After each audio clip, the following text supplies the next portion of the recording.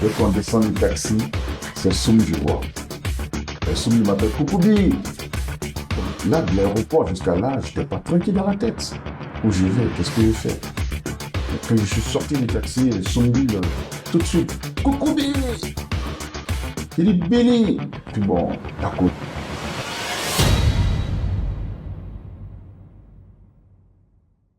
La Côte d'Ivoire a connu des promoteurs de spectacles comme Thierry Desprez, Aimé Coré, Pépé Desbarros, Don Karim et bien d'autres.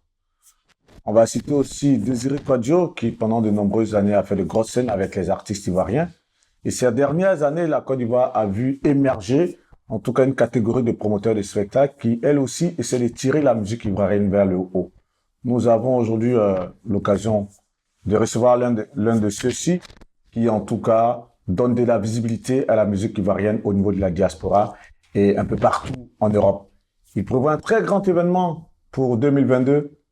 C'est clair que on a eu des aînés comme David Monceau qui ont essayé d'aller truster cette salle mythique, mais lui veut réussir ce challenge, c'est pour 2022. Mais bien avant, on va s'intéresser à son parcours. C'est un ancien artiste-chanteur, mais qui est réellement celui qui, ces derniers temps, fait des émules, en tout cas dans pas mal de chansons. La preuve, lorsqu'on tape sur Google Kouriol Yao, tout de suite, ce sont des extraits de chansons qu'on nous montre. Bonjour Kouriol, comment vas-tu? Bonjour Guillaume, ça va. Par la grâce de Dieu, ça va. Cette présentation sommaire que j'ai donnée, est-ce qu'elle est le reflet de ton parcours, de ta personnalité en tant que tel? Oui, c'était des grands. Franchement, c'est des grands qui nous ont inspirés. Et ceux-là, aujourd'hui, je pense qu'on doit leur tirer le chapeau. Ils ont amené la culture, bon, je peux dire notre culture, à un niveau obligé dessus. Donc moi, je suis l'exemple de ces grands noms que tu as cités. Franchement, chapeau à vous, Pépé, David, bon, tous ceux que j'ai pas pu citer, franchement, chapeau à vous. À l'évocation de leur nom, qu'est-ce que ça t'a fait personnellement? Bon, ça me donne la chair de poule parce que c'est des personnes aujourd'hui que tu as parlé d'un grand événement tout à l'heure. C'est des personnes que j'aurais souhaité avoir de mes côtés pour la réussite de cet événement. Ouais. On va en arriver forcément. C'est clair qu'ils vont t'accorder la force.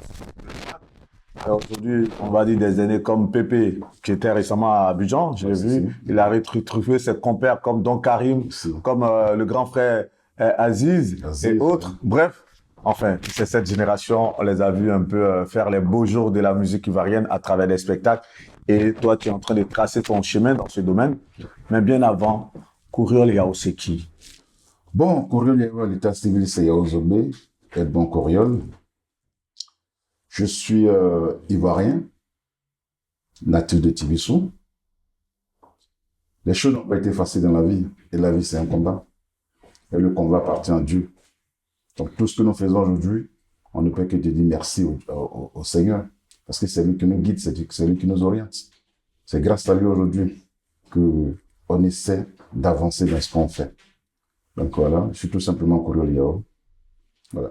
On va revenir certainement de ton parcours de vie, mais ce qui t'a mis, on va dire, en lumière, en tout cas, l'exposition médiatique est venue de la carrière d'artiste que tu avais entamée en son temps. Comment ça a commencé ça? Effectivement, j'ai rendu hommage à la SEC Mimosa.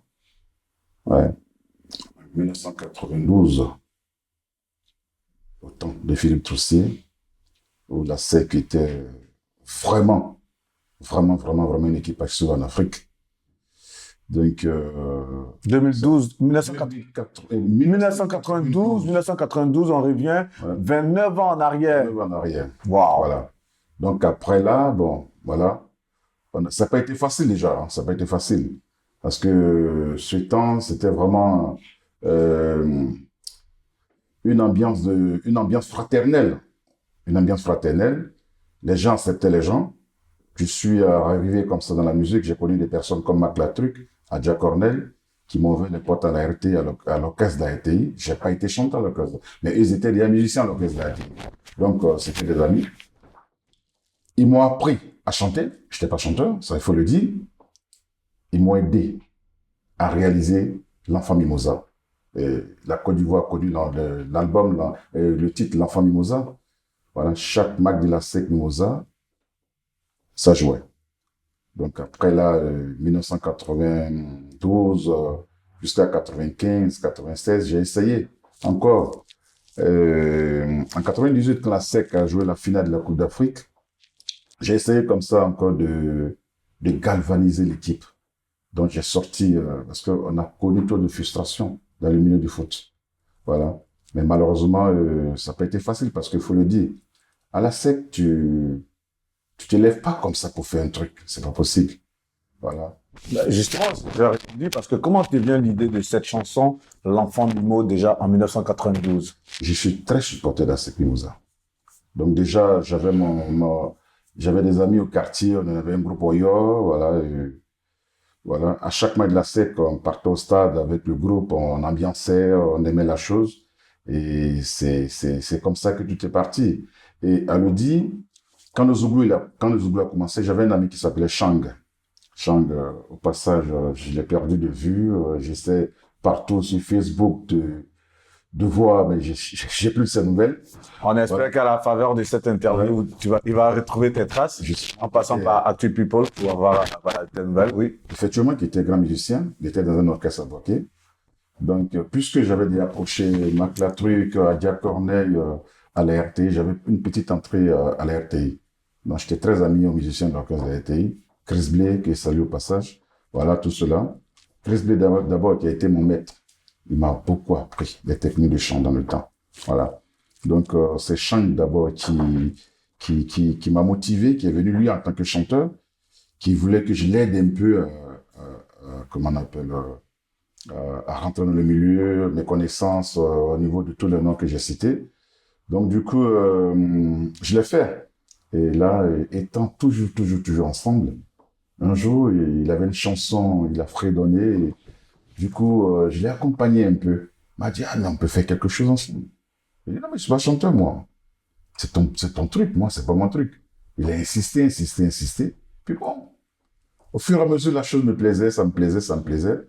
Et je suis allé avec Adia Cornet faire une maquette. Après la maquette au studio je oublie le nom, c'était à Yopougon. Voilà. Et comme ça, un producteur qu'on appelait Saïbou Assiro. On était à l'orchestre d'Haïti.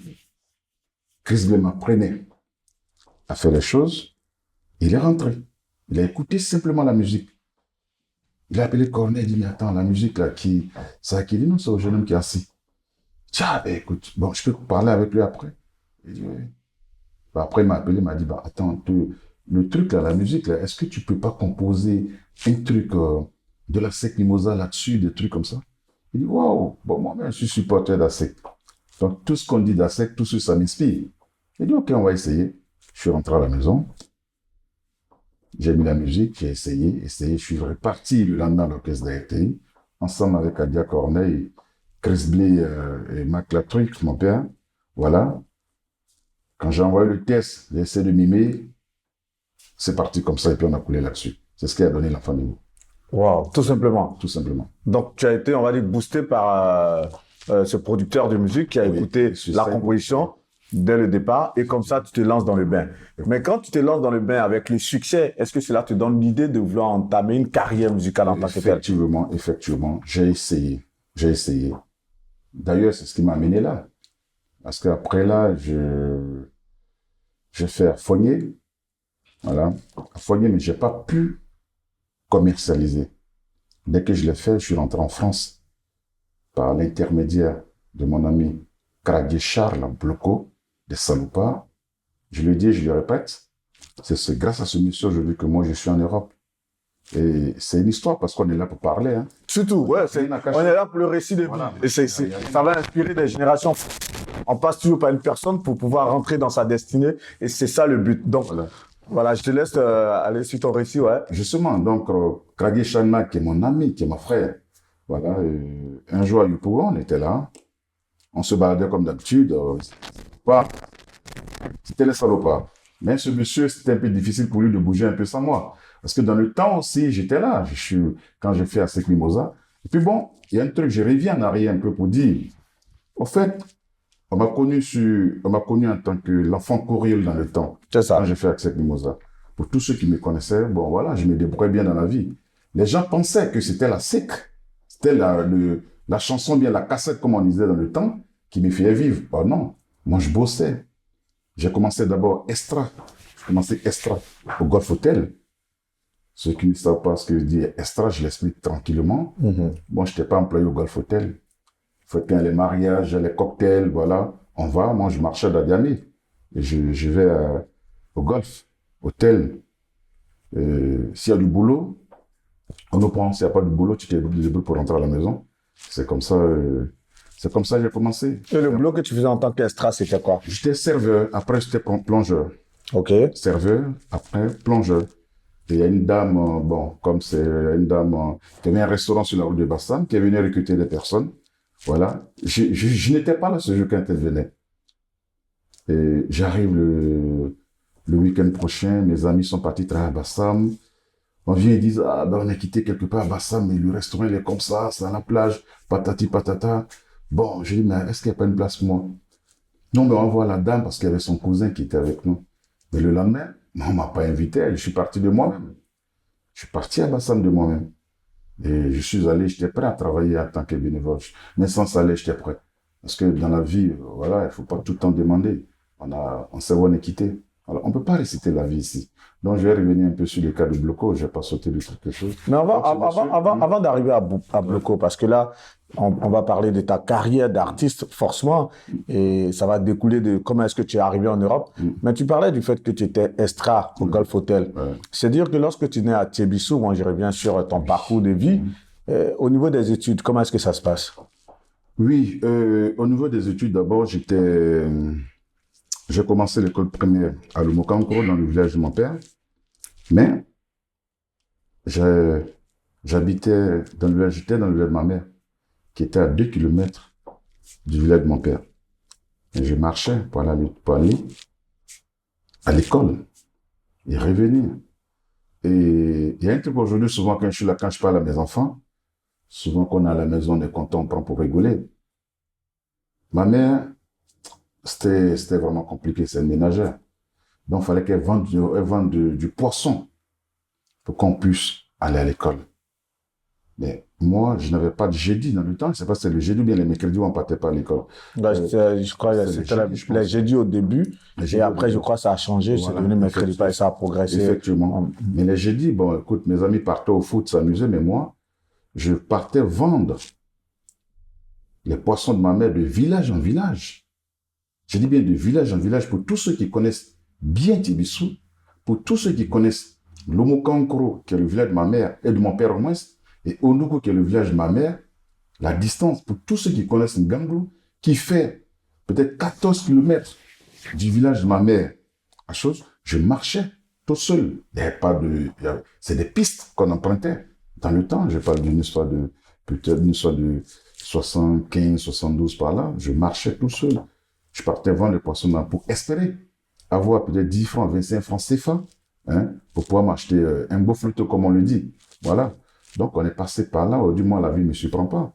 Voilà. Donc, quand je vois ma vie de là jusqu'à ce que j'arrive chez mon père, et là, aller travailler, aller être extra au Golf Hotel, aller dans un restaurant à Bassam, travailler, me retrouver en France, rien ne me surprend aujourd'hui. Mais justement, par rapport à, vu que tu étais à l'école primaire, dans le village de ton père, et tu allais à l'école qui était dans le village de ta mère, tu allais jusqu'à quel niveau d'études? Moi, ça va t'étonner, j'ai pris mes responsabilités en troisième. En troisième, j'ai décidé d'arrêter les bancs parce que c'est un peu difficile. Quand il est difficile, tu vois des parents qui à la rentrée, pour t'acheter même un kaki, ou bien pour t'acheter une chaussure, c'était un peu compliqué. Et mon papa, nous sommes 16. Je suis l'aîné. Je suis l'aîné de la famille. Ma mère a 9 gosses. Je suis l'aîné. Mon père et ma mère, ça a été une histoire c'est une histoire de collège.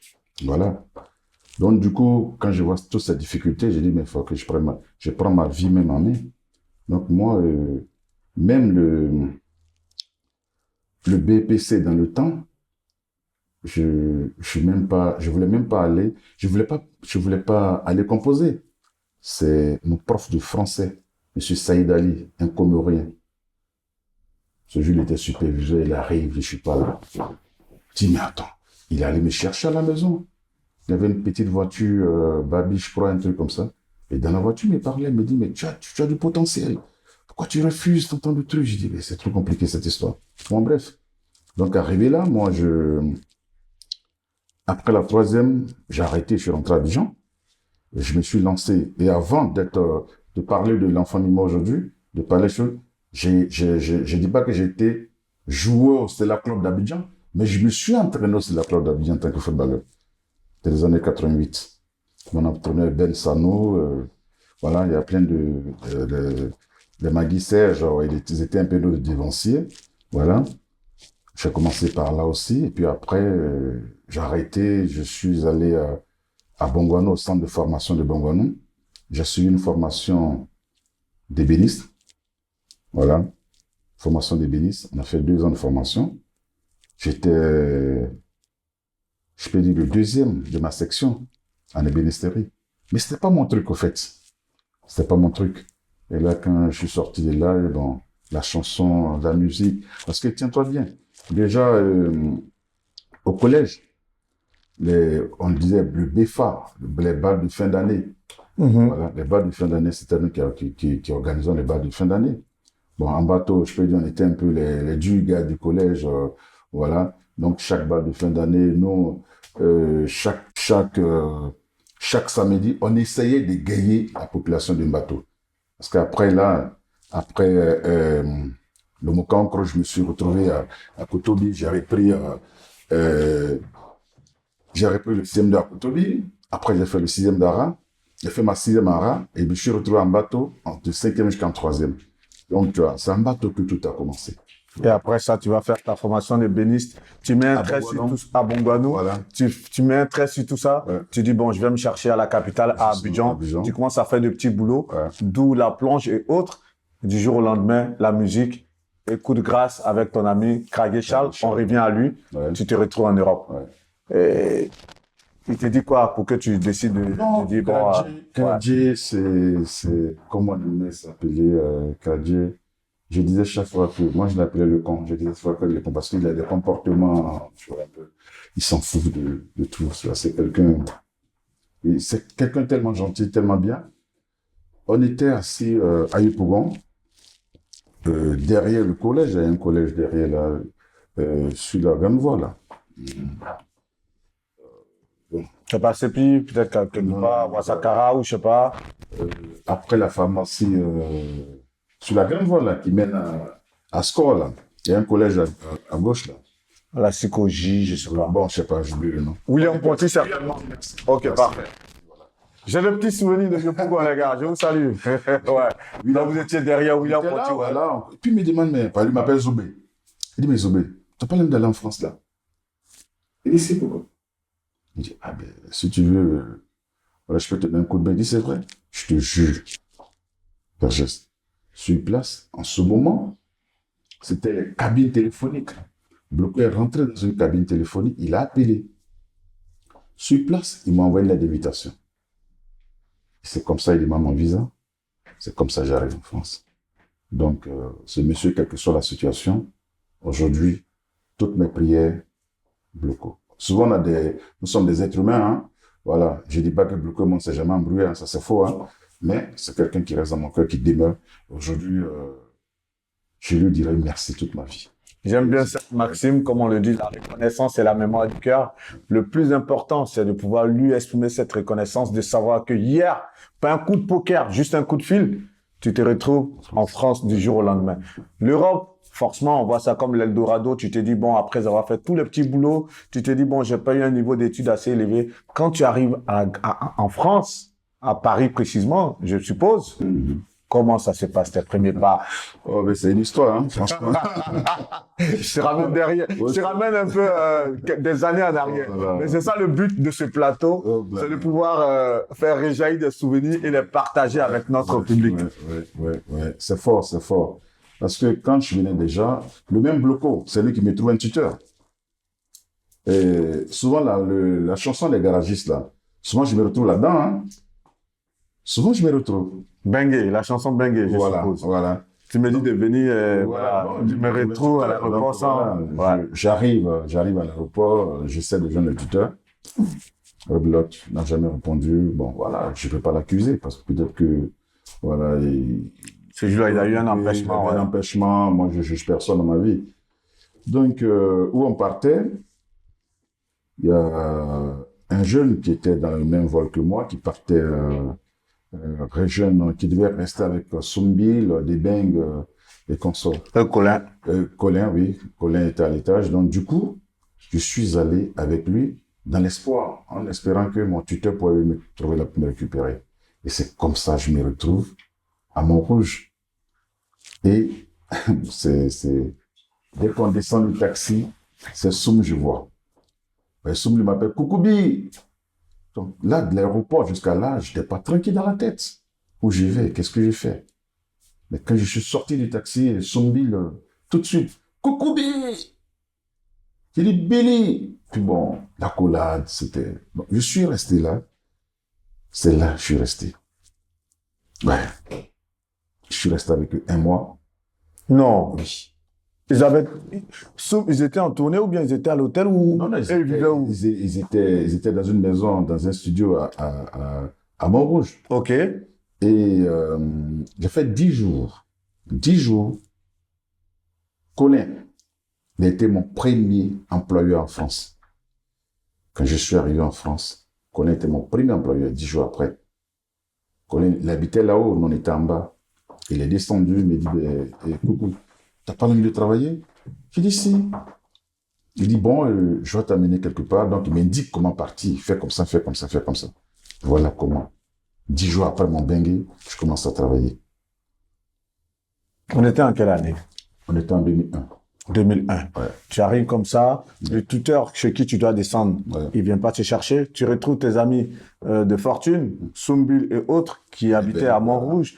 Et Colin, lui, te dit, viens, on va aller travailler. Ouais. Tu rentres, tu commences quel boulot là? Je commence le boulot là. Mais tu t'engages dans quel métier, dans quel travail? La sécurité. Ok. Et j'arrive, c'était le coin déjà, c'était un peu compliqué parce que les gens n'aimaient pas dans le temps. Parce que il faisait tellement froid dans le secteur que beaucoup de personnes refusaient d'aller travailler. Et quand moi je suis arrivé, j'ai tenu. Sur le site, il faisait froid. Le site où tu allais travailler. Il faisait froid. Mais j'ai tenu. C'était un magasin. On y vendait des produits un peu qui ont le droit d'être consommés. Mais 2 semaines après la péremption, tu vois un peu, non. Voilà. Donc, c'était un peu fort, comment on appelle, c'était un peu fort, le froid là-bas. Tu vois, non. J'ai tenu le coup. Tu es resté combien de temps dans ce magasin? Je suis resté 6 mois. Je suis resté 6 mois. Et c'est par là que tout a commencé, je peux dire. Parce que Colin avait des salariés, Colin sous-traitait. Et un jour, j'étais là et le patron de Colin arrive. Il tourne dans le magasin, je le repère. Il tourne. Je vais lui dire, mais monsieur, qu'est-ce que c'est? Vous tournez trop, il y a un souci. Il dit non. Il dit quoi? Mais je l'avais en l'œil, au fait. Après, il vient me dire, non, je suis le patron, tant de trucs, je suis tant. Il dit, ah, merci, des trucs comme ça.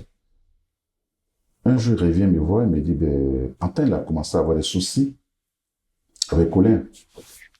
Il revient me voir, il me dit, ben, ça t'intéresse pas de bosser avec moi?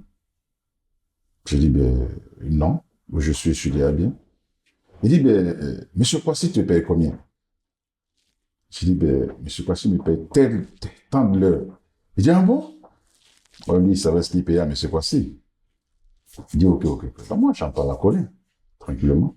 Et après, malheureusement, bon, Colin avait plusieurs sites. Malheureusement, le site a été perdu par d'autres personnes. Et comme ça, il m'approche. Il dit, ben, je veux plus de monsieur Kwasi. Je ne vais pas travailler avec monsieur Kwasi. Voilà. Est-ce que tu connais pas une société? Tu connais pas une société qui... J'ai dit, ben non, je connais pas. Il dit, bon, fais l'effort. Est-ce que tu connais pas une société, des trucs comme ça? Je dis, bon, donc j'arrive, je peux te dire le nom, hein. Oui, vas-y, mets-toi à l'aise. Ouais. J'arrive, j'habitais à Château-Croissy en ce moment. J'arrive, il y a une fille qu'on appelle Anna Cole de Paris, qui habitait aussi Château. Donc, je prends le bus avec Château et Anna, je dis, ben, Anna, tu connais pas quelqu'un qui a une société de sécurité parce que où je travaille là, le gars veut plus de choses, j'en ai pas la colère, mais bon, voilà. Il dit, non, il y a mon mari qui est, bon, mon gars, en guillemets, qui a la plus grosse boîte de sécurité, patati patata. Je dis, ben, comment il s'appelle? Tiens-toi bien. Il y a Jean Roland. Ouais. J'ai dit, ah bon, il dit, ouais. Donc, il me présente Yao, qui me présente son petit frère Espinit. Espinit avait Béli Sécurité. Jean-Roland Yao, l'ancien producteur de Yulé De International. Yulé Pour ceux International. qui suivent l'histoire de la musique ivoirienne, c'est un grand nom. Ouais. Salut grand frère. Très, très, très, très grand nom. Franchement, Yao, merci pour tout. Ouais. Donc, Béli Espinit qui me contacte, on reste ensemble, on va au rendez-vous, voilà. Et c'est comme ça, tout pareil. On va au rendez-vous sur place. Le mec, puisqu'il y avait du boulot à prendre, le mec, il donne du boulot. Esprit dit, waouh. Bon, moi, je maîtrisais pas, je savais pas ce qui s'est passé, tu vois. Mais le mec, tout de suite, m'impose, moi. Il dit, non, non, non, tu travailles avec lui. On sort de là. Le même jour, ça capote un peu. Il est fâché, il veut prendre ses contrats. Il nous convoque en repas. Il dit, bon, c'est le blanc qui impose, hein. À partir d'aujourd'hui, toi, tu es le responsable d'exploitation. Est-ce qu'il dit, mais oui, c'est mon responsable d'exploitation, tu vois un peu. Je sais même pas de quoi on parle. Donc, on sort, on était à Diallo Tikoye Vincent. Waouh. Oui, on sort de là, parce que Tikoye, il était l'exploitant d'Expedit. On sort de là. Expedit me dit, bon, écoute, comme il a dit ça, tu dis, bon. Et Expedit, on sont restés ensemble. Et je lui ai dit qu'aujourd'hui, mon ascenseur dans la sécurité, c'est venu par ce monsieur. Je suis resté à côté de lui, j'ai appris. Et ce client, il m'a tellement aimé que même après, il a commencé à avoir des histoires avec Expedit, mais il me voulait tout le temps. Et c'est par là que j'ai essayé de me renseigner, parce que voilà. Et c'est comme ça que j'ai créé ma première boîte de sécurité en 2000. Je suis arrivé en 2001, hein, avec la mère de mon fils, de mes enfants au moins. Voilà. Je crée la première boîte de sécurité parce qu'elle était apte à créer une boîte. Et on crée la boîte, je n'avais même pas encore de papier. Donc, c'est vrai que j'étais responsable déjà sans papier en 2002. Donc, on a commencé en 2002, c'est en 2003 que j'ai commencé à avoir mes papiers. Et c'est comme ça, tout est parti. Donc, moi, j'ai tout appris sur l'État. Voilà. Donc, aujourd'hui, Dieu, on ne fait que dire merci à Dieu. C'est le courage dans tout ce qu'on fait. Je t'ai écouté avec beaucoup d'admiration parce que on voit combien de fois est-ce que par moment le hasard, la chance, ça sourit. Ouais. C'est clair que aujourd'hui tu es un patron, on va dire dans la sécurité prospère. On va s'intéresser à ce chapitre un peu plus loin dans notre échange. Mais bien avant, au-delà de ta carrière de chanteur, de ton arrivée en Europe, lorsque tu t'engages dans la sécurité, que tu fais un peu ce boulot et que tu montes ta première boîte de sécurité, tu es, on va dire, attiré toujours par le domaine musical. À quel moment tu te retrouves en tant que promoteur de spectacle? Ok. Je me retrouve en tant que promoteur de spectacle en 2017. En 2017. 15 ans plus tard. 15 ans plus tard. Parce que je voyais un peu comment les choses se passaient. Et moi, je voulais valoriser ma culture. Voilà. Donc, je suis parti d'abord à faire un festival. Un festival que j'avais dénommé Viens voir mon Afrique à Pleurs. Pleurs, c'est une ville dans la Marne. Que je faisais la sécurité. À chaque fois qu'il y a les manifestations dans cette ville, je proposais au maire si c'était possible de faire un festival, parce que je gérais la sécurité. Ils avaient un festival qu'on appelait Rocking, qui regroupait au moins, on va dire, 10 000, 15 000 personnes chaque année. Voilà. J'ai fait la sécurité. Comme ça, j'ai proposé au maire et il a accepté. Donc, c'est par là. J'ai fait une licence. Et je me suis lancé En tant que promoteur du spectacle. Donc, le premier gros spectacle, c'est à travers le festival que tu commences à organiser à Pleurs. Ouais, mais mon premier spectacle, c'était avec les patrons.